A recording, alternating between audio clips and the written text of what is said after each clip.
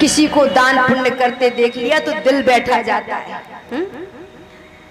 एक बड़ा ही कंजूस था, तो दुकान से लौट रहा था। जो दुकानदार है बुरा ना माने कृपया कर,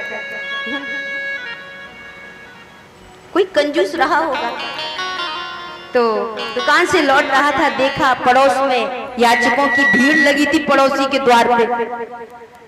के द्वार पे याचकों की भीड़ लगी थी। याचक कहते हैं मांगने वाले। तो याचकों की बड़ी भीड़ पड़ोसी के द्वार पे लगी थी। तो उसकी पत्नी और वो बड़ी प्रसन्नता के साथ दान कर रहे थे।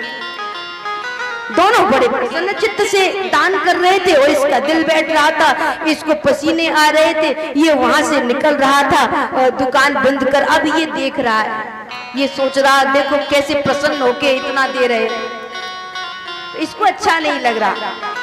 और वो खुले हाथों से दान कर रहे, प्रसन्न चित्तों के दान कर रहे, रुपए बांट रहे, धन धान्य बांट रहे।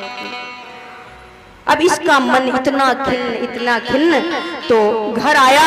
घर आके सीधे उसने आज बिस्तर पे लेट गया। पत्नी ने सोचा कुछ बीमार से लग रहे हैं, तो पत्नी ने पैर पे हाथ फिराया और पत्नी ने कहा कि आज मुझे लग रहा है कि आप कुछ स्वास्थ्य खराब है क्या, कुछ बीमार है क्या, कुछ बुखार आ गया क्या।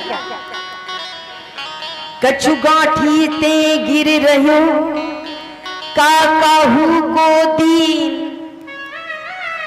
कछु गांठी ते गिर रहो काहू को दीन।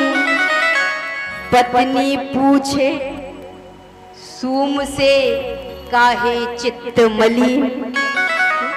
मन इतना खिन्न क्यों है आपका, पत्नी पूछ रही है। अब वो कह रहा है कि नहीं गांठ से कुछ नहीं गिरा। पत्नी कह रही कुछ गिर गया गांठ से क्या, जो थोड़ा आप मन खिन्न हो गया, इतने उदास हो, क्या कोई रकम चली गई। वो कहता नहीं रकम तो नहीं गई। अच्छा तो इतने उदास क्यों हो। तो वो कहता है कि देवत देखो और को, देवत देखो और को ताते चित्त मलिन। उसको सामने ना इतना दे रहा था, फिर भी प्रसन्न था, इतना उसके मुख पे उल्लास प्रसन्नता थी, बस इसलिए मन मलिन हो गया। मन की व्यथा है ये, मन का स्वभाव बड़ा मनहूस होता है। मन का स्वभाव बड़ा मनहूस होता है। ये मन सदा नीचे की ओर ही ले जाता है, ये ऊपर की ओर गति नहीं कराता, ये पकड़ के नीचे की ओर ले जाता है। तो पत्नी जानती थी कभी कोई दान पुण्य तो करते नहीं, और जहाँ पति कुछ दान पुण्य न करे, पति धर्मात्मा न हो, तो फिर धर्म का जो है दायित्व तो वो कुछ धर्म पत्नी को संभाल लेना चाहिए, जाते बेड़ा पार हो जाए। कई बड़े सूम होते, बड़े कंजूस होते, किसी को अठन्नी भी अच्छे काम के लिए नहीं दे सकते। खूब है पास में, खूब तिजोरी में भरा पड़ा है, खूब तौल के कमाया, लेकिन नहीं। तो वहाँ हमारी माताएं ही दायित्व तो निभाती, वो भी जान लेती ये तो सूम है, ये तो देंगे नहीं, तो वो सोचती अब धर्म कर्म की जिम्मेदारी हमारी है।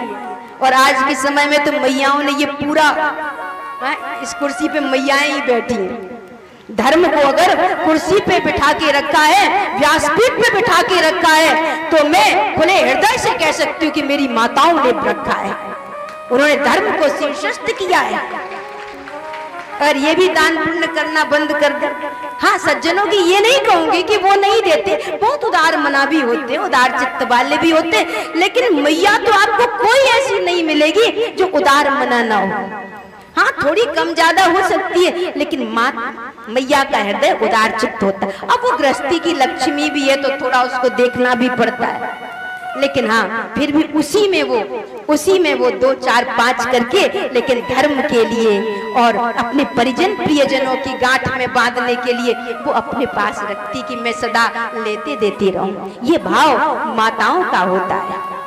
तो उसने पत्नी जानती थी ये कुछ नहीं देते, तो पत्नी ने क्या कहा, पत्नी ने एक दिन एक गाय अपने पति के नाम से दान कर दी, नाम लिखा दिया पति का। अब वो तो कहीं जाएंगे नहीं कुछ दान पुण्य करने तीर्थ आदि में, और ना किसी कथा भागवत आदि में, ना कोई मंदिर आदि में। तो उसने पत्नी ने क्या, उसने एक जगह चल रही थी भागवत जी, तो उसने जाके वहीं गौदान लिख दिया पंडित जी को और नाम डलवा दिया उसने पति का। अब नाम पति का हो गया तो कुछ पुण्य पति को तो जाएगा ही। अब धर्म पत्नी तो उसी की है। तो जब अब वो जो था वो तो नीत अनीत से, झूठ से, सच से, कैसे भी तो बस पैसा कमाने में ही लगा रहा। लेकिन पत्नी ने एक ये काम उसने बड़ा पुण्य का कर दिया। और हुआ क्या कि जब एक दिन वही उड़ जा हंस अकेला, हाँ? एक दिन अकेले उड़ना पड़ा और जब पहुंचा तो यमराज के सामने खड़ा हो गया। अब यमराज के सामने खड़ा हुआ तो यमराज ने देखा चित्रगुप्त की ओर। चित्रगुप्त जी से कहा, क्या है इसका लेखा जोखा? धर्मराज जब लेखा मांगी, जब धर्मराज कहेंगे ना पहुंचोगे सामने, हम आप कोई भी हो, जब पहुंचेंगे सामने ना तो धर्मराज चित्रगुप्त से पूछेंगे, निकाल खोल वही खाता, देख क्या किया इसने। हा? धर्मराज जब लेखा मांगे, क्या मुख लेकर जाएगा, क्या कमाई लेके जाओ। तो एक दिन उड़ गया तो वहां धर्मराज ने, यमराज के दूत यमराज ने पूछा चित्रगुप्त से, क्या है इसके उसमें, इसके पाप पुण्य क्या है, इसने क्या लिया दिया, तो क्या जमा है इसके नाम। तो कहा कि इसने जीवन में किए तो पाप ही पाप है, बस हाँ एक गाय का दान जमा है जो इसके नाम लिखा हुआ है, इसके नाम लिखा है कि एक गाय का दान, बस यही उसकी कमाई है धर्म की, इसके अलावा और कुछ नहीं है। तो यमराज ने कहा कि तेरे नाम तो बस एक ही कमाई है, और वो है कि एक गौदान तेरे नाम लिखा हुआ है, बाकी तो तूने कभी किसी की भलाई नहीं की, कभी किसी का सहयोग नहीं किया, कभी कोई धर्म कर्म अच्छा नहीं किया। तो ये जो गाय खड़ी है ना, सामने गाय खड़ी थी वहां, ये जो गाय खड़ी है ये दो घड़ी के लिए इस गाय को की पूंछ पकड़ के तू जहां जाना चाहे वहां जा सकता है। 2 घड़ी के लिए गाय की पूंछ तू पकड़ ले। तो इसने गाय की ये पूंछ तेरे पास रहेगी और इससे ज्यादा समय के लिए नहीं रहेगी। 2 घड़ी बाद हम तुमको नरक में ले जाएंगे। अब ये 2 घड़ी गाय की जैसे इसने पूंछ पकड़ी तो इसने पूंछ पकड़ के, अब गाय के सींग थे बड़े बड़े, इसने कहा गाय से कि यमराज के पेट में घुसेड़ दे, और जैसे ही कहा तो यमराज तो भागे। अब यमराज भाग रहे हैं और ये गाय की पूंछ पकड़े है, ये जैसे गाय को चलाना चाहे। अभी इसको छूट मिली है 2 घड़ी की, तो पूंछ पकड़े है जैसे जहां गाय को चलाना चाहे। इसने कहा फोड़ दे पेट यमराज के। यमराज भी घबरा गए, यमराज भागे। भागते भागते यमराज कहां गए? भागते भागते वो शिवलोक में गए। शिवजी ने देखा, कहा रक्षा करो, मेरी रक्षा करो।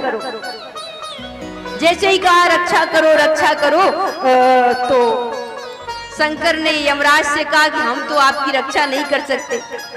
अब ये गाय की पूंछ पकड़े हैं, अब गाय को हम कैसे रोकें? हम गाय के प्रति कुछ कर भी नहीं सकते, क्योंकि गाय तो अवध्या है, गाय को मार तो सकते नहीं।